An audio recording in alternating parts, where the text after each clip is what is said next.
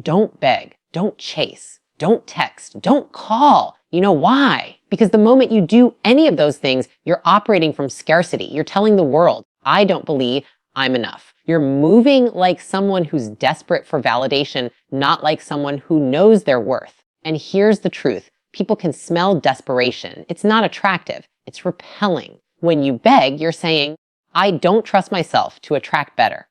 When you chase, you're saying, I need you more than I value me.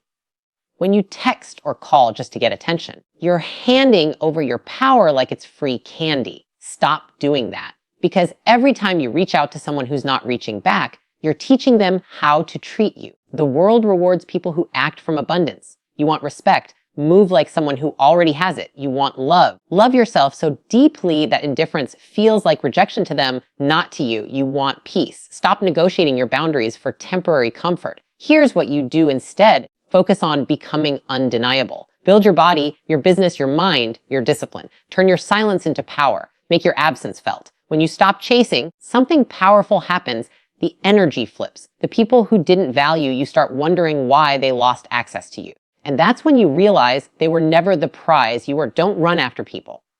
Run after purpose. Don't text to check on someone who ghosted you. Check on your goals. Don't call to fix what's broken. Fix yourself so nothing can break you again. Because the moment you stop begging for attention and start demanding respect through your actions, your entire life changes. Be the person who doesn't need to prove their worth. They embody it. When you walk in self-respect, you stop settling for crumbs because you know you deserve the whole damn table. When you operate from scarcity, you're not just limiting your opportunities. You're shrinking yourself. Scarcity says, there's not enough love, not enough chances, not enough time. It makes you cling to people and situations that don't serve you because deep down, you're afraid that if you let go, you'll have nothing left. But that fear is a lie. The truth is, the more you hold on to things that aren't meant for you, the less space you have for the things that are. When you beg, chase, or constantly reach out just to get a reaction, you're sending the message that you don't believe you're enough on your own. You're placing your self-worth in someone else's hands and hoping they'll handle it with care.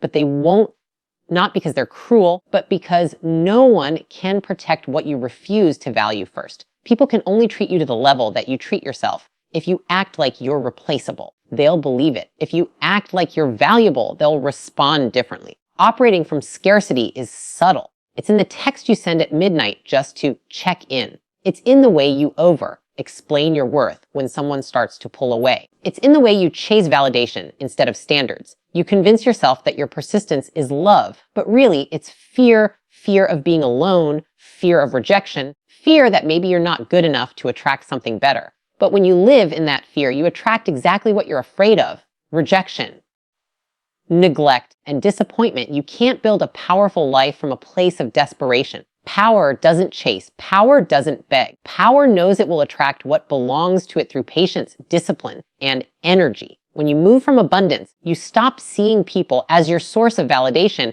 and start seeing yourself as the source. You realize that no one can complete you because you were never incomplete to begin with. Think about it. The people who seem magnetic, the ones who draw others in effortlessly, they don't beg for attention.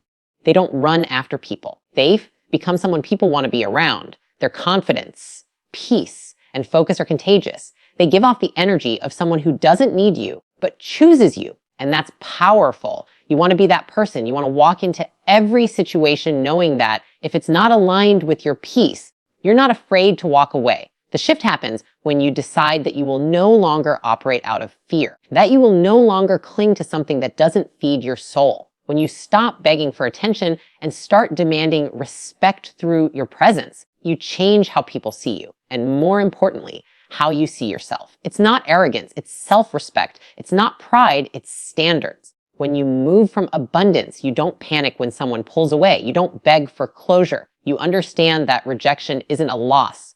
It's redirection. It's the universe clearing space for something that matches your growth. You don't force connections, you attract alignment. You stop texting first all the time. You stop over-giving. You stop proving your worth to people who can't see it because you've finally realized that your value doesn't decrease just because someone failed to notice it. You start to notice the difference between chasing love and attracting it. Chasing comes from insecurity. It says, I need you to feel good about myself. As attracting comes from confidence. It says, I'm already whole, and I'll only share my energy with those who match it. One drains you, the other elevates you. Operating from abundance doesn't mean being cold or emotionless.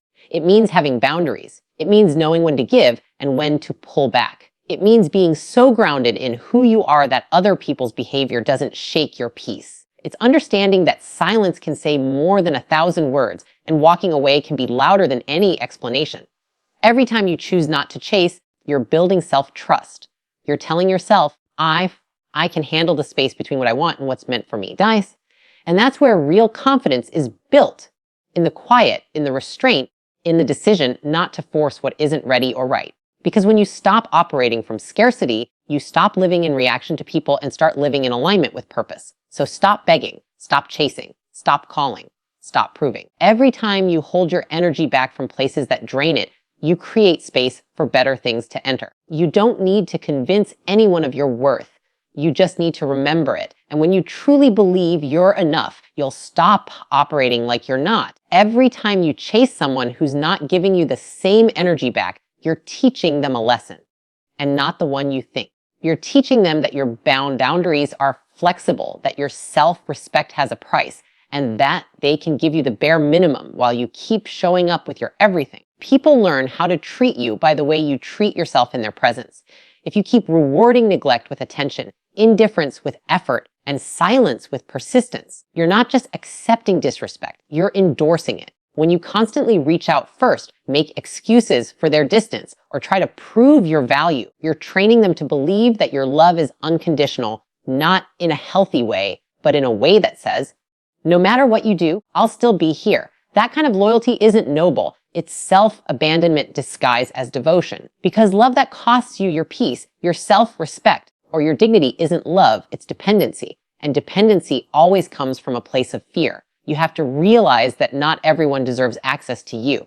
Not everyone should be able to call you whenever they feel like it, ignore you when they want, and still expect you to be available. The moment you start allowing that, you become predictable. You become safe in the wrong way, safe to disrespect, safe to take for granted, safe to overlook. People respect what they have to earn. The second you make yourself too available to someone who doesn't value you, they stop seeing your effort as a privilege and start seeing it as a guarantee. It's not about playing games, it's about understanding energy. Relationships are an exchange, attention, time, effort, love. When you're the only one investing, the balance breaks. You end up feeling drained because you're pouring from a cup that no one's refilling. You start feeling resentful, not because you gave, but because you gave to someone who didn't care to receive properly.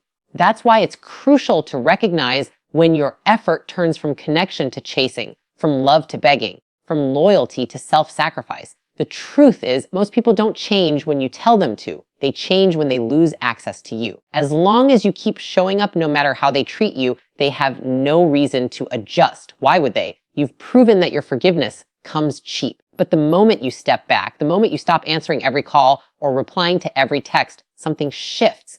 They start to feel the loss. They start to realize that your energy was a privilege, not a guarantee. That's when the lesson lands. Teaching people how to treat you starts with how you treat yourself. Do you honor your own boundaries? Do you walk away when you're disrespected, or do you stay and hope they'll change?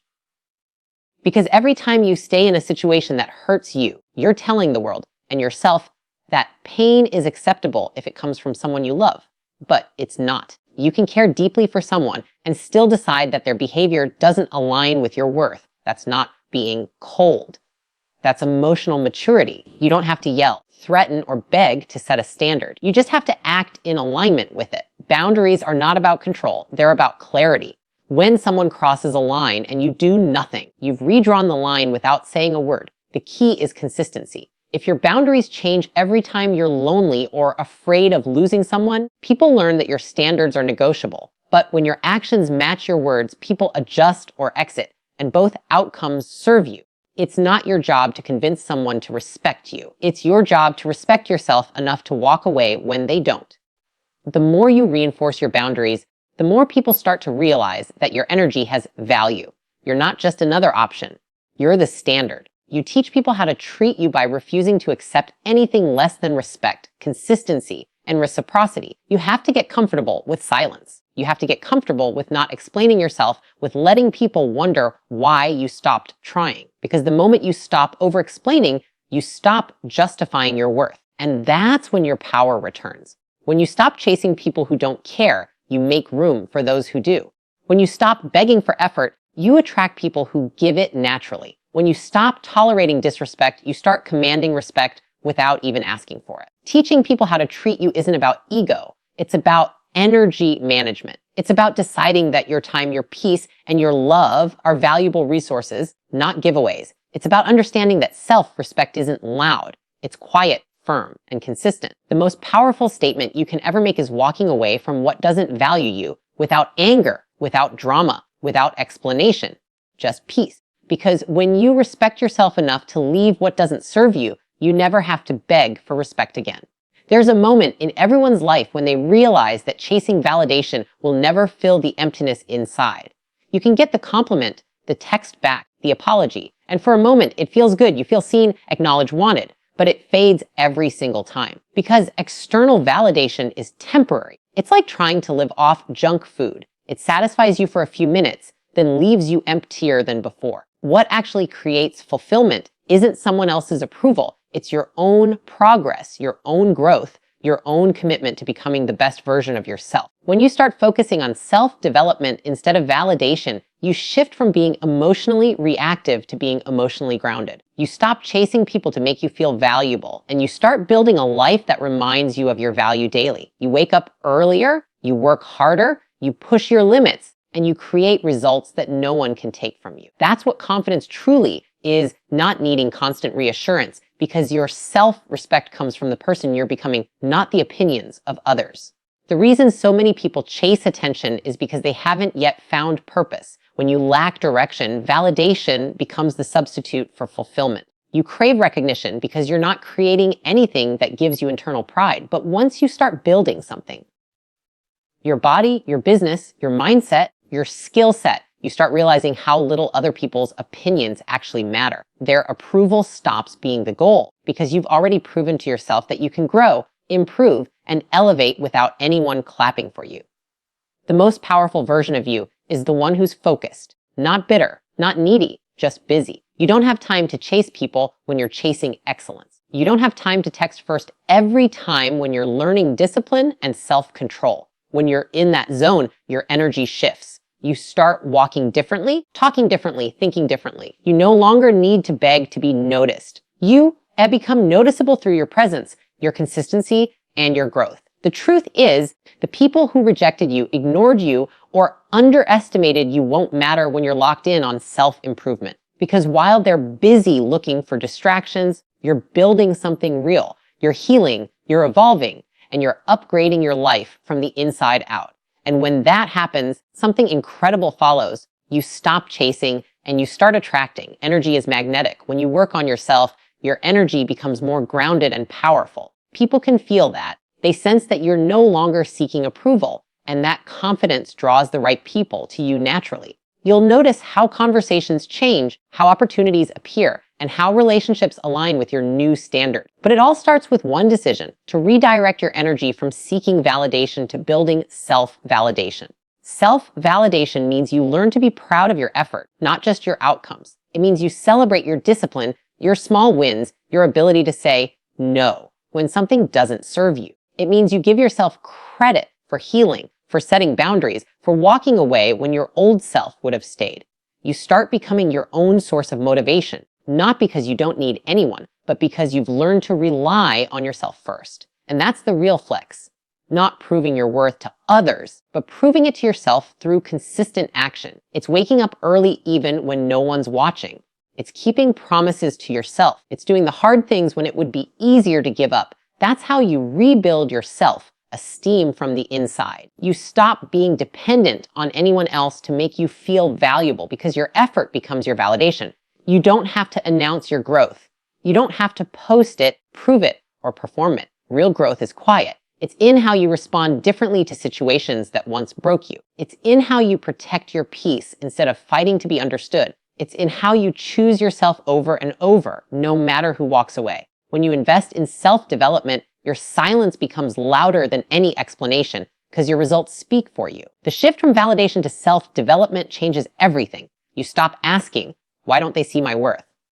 And start asking, why am I wasting energy proving it?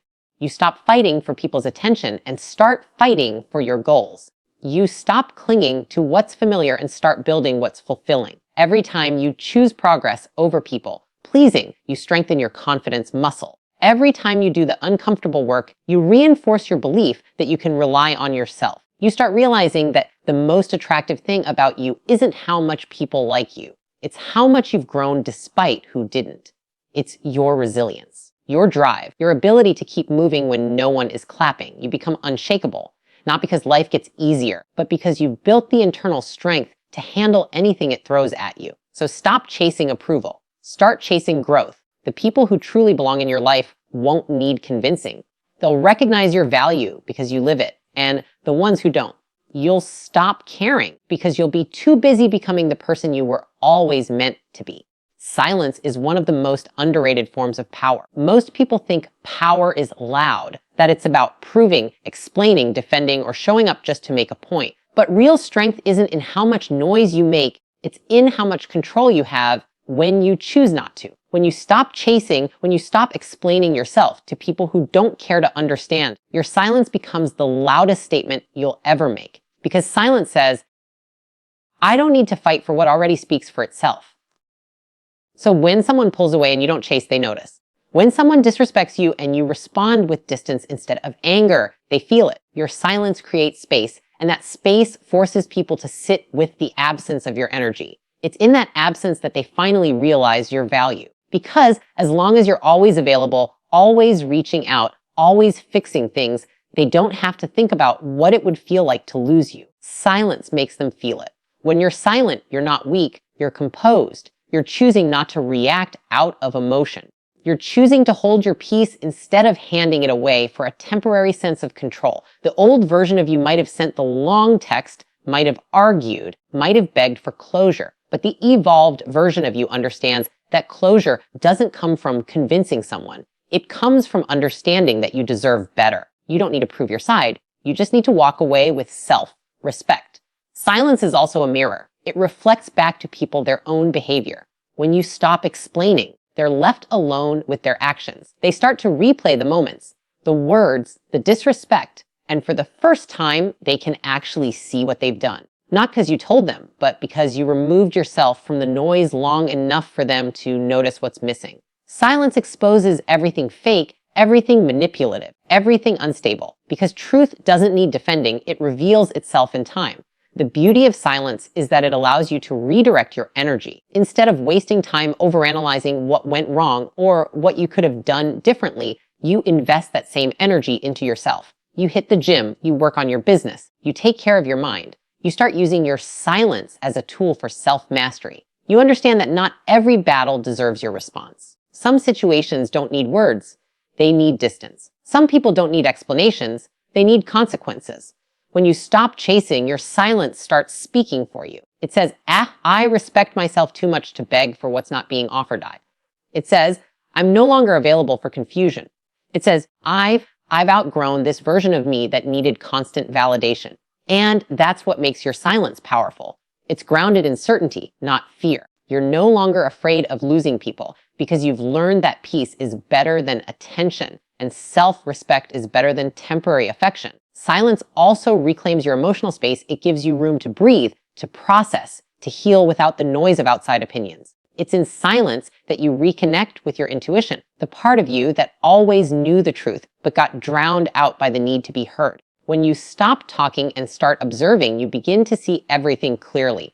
Who respects you, who uses you, who values you, and who only values what you can give. You start realizing that silence doesn't just protect your peace. It reveals reality. Most people are terrified of silence because it forces them to sit with themselves. But that's exactly where your power grows. When you learn to be comfortable alone, you stop accepting half love, half effort, half communication. You stop needing people to complete you because you've finally built the strength to complete yourself. Silence is the training ground for emotional independence. It teaches you that peace isn't something you get from others, it's something you create by choosing not to engage with chaos. And here's the thing, the moment you stop chasing, you stop being predictable. You stop being the one they can count on to fix everything, to check in, to keep the connection alive. You shift from being the pursuer to being the standard. Your energy becomes rare again. People start to notice that their access to you wasn't permanent.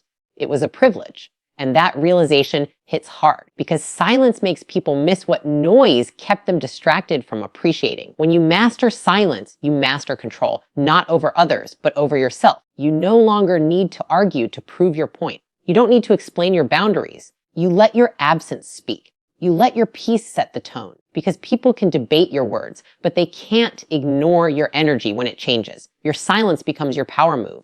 A declaration that says, I'm no longer available to things that don't value me. Silence isn't avoidance. It's clarity. It's the space between who you were and who you're becoming. It's where healing happens, where self-respect is rebuilt, and where peace becomes non-negotiable. You don't owe anyone your reaction. Sometimes the most powerful response is none at all, just quiet confidence, unshakable energy, and the calm knowing that you've finally stopped chasing what was never meant to stay. There comes a point when you realize that chasing people will never bring the peace you're looking for. You can text, call, and beg for someone's attention, but it won't change the truth.